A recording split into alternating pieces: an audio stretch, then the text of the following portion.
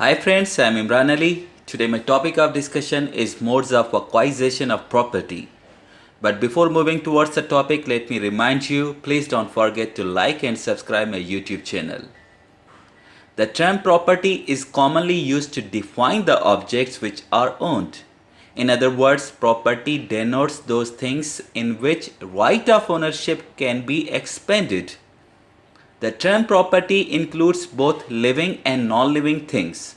Lands, chattels, shares and debts are included in the property. Property has a very wider meaning in its real sense. It not only includes money and other tangible things of value, but also includes any intangible right considered as a source or element of income or wealth.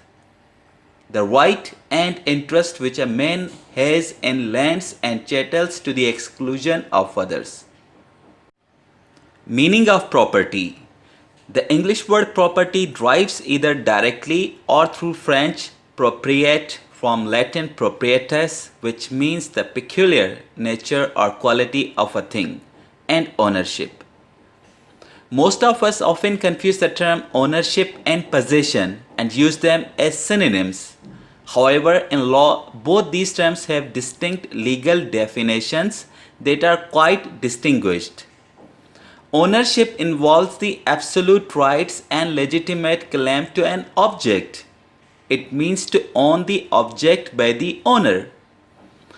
Ownership is the right of the owner against the world, indefinite in point of the user, unrestricted in point of dispossession or destroying, and unlimited in point of duration over a thing.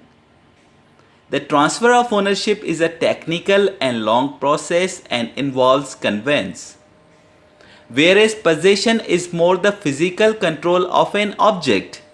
The possessor has a better claim to the title of the object than anyone except the owner himself. As per the definition, it is the continuous exercise of a claim to exclusively possession and use of the object. Transfer of possession is fairly easier and less technical. Kinds of property. Basically, there are two kinds of property. Number one, corporeal property, and number two, incorporeal property. Corporeal property is the right of ownership in material things. Corporeal property is always visible and tangible. Corporeal property can be perceived by the senses, like it can always be seen or touched. For example, an apartment, land, car, etc. Corporeal property may be further divided into two categories. First one is movable property like chattels and immovable property like land and buildings. Whereas second one is real property and personal property. Number two, incorporeal property. On the other hand, incorporeal property means the right to ownership of the non-material things. The incorporeal property includes different legally protected valuable interests or intangibles that cannot be touched or felt, but carries specific value. It is also called as conventional and intellectual property. Likewise, corporeal property, the incorporeal property is also divided into two further categories.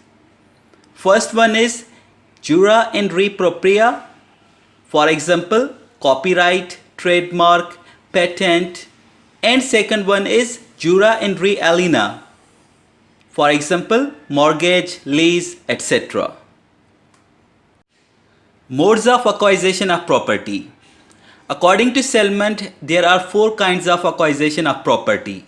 These are number one, possession, number two, prescription, number three, agreement, and number four, inheritance. Number one, possession. Possession literally means physical control over a thing or an object. It expresses the closest relation of fact that can exist between a thing and the person who possesses it. In law, possession means a fact or condition of a person having such control of property that he may legally enjoy it to exclusion of others, except against the true owner or prior possessor. Possession is the prima facie evidence of ownership. For any proprietary matter, law gives first priority to a person who is in possession of the property. According to Selmont, a person having possession of a property enjoys a good title against the third person except for the true owner. The possessor is entitled to possession until getting evicted by the true owner by force of law. In such case, there are two owners. One have absolute title over the property, while another who has a relative title. Number 2, prescription. According to Selmont, prescription may be defined as the effect of lapse of time in creating and destroying rights. It is the operation of time as a vestitive fact. Prescriptions are of two kinds. First one, positive or acquisitive prescription, and second one, negative or extinctive prescription. Positive prescription means the creation of a right by the lapse of time. For example, right of way is acquired by continued de facto use of it, undisputedly and openly for a period prescribed by the law. Whereas negative prescription is the destruction of a right by the lapse of time. For example, the right to sue for non-payment of a debt within a prescribed period is extinguished after the lapse of that period. Number 3, agreement. Property may also be acquired by agreement, which is enforceable by the law. The owner of a right can transfer his rights in property to another with or without consideration. If it is for consideration, then it is called a sale, and if it is without consideration, then it is called a gift. According to Patton, an agreement is an expression by two or more persons communicated to each other of a common intention to affect the legal relation between them. An agreement has four essential elements which are as follows. Number 1, there should be two or more parties to an agreement. Number 2, mutual consent of the party is needed. Number 3, it should be communicated. And number 4, there should be common intention to affect the legal relationship. Number 4, inheritance. The fourth and last mode of acquisition is inheritance. Upon the death of a person, certain rights transferred to his legal representatives and successors. There are other rights which die with the demise of that person. Now the rights which can be transferred are called heritable or inheritable rights, whereas such rights which cannot be transferred are called uninheritable rights. Proprietary rights are inheritable rights as they possess value, while personal rights are not inheritable as they constitute merely his status. Succession of the property of a person may be either by means of a will or without a will. If the deceased has made a will, then succession would take place according to the terms of the will.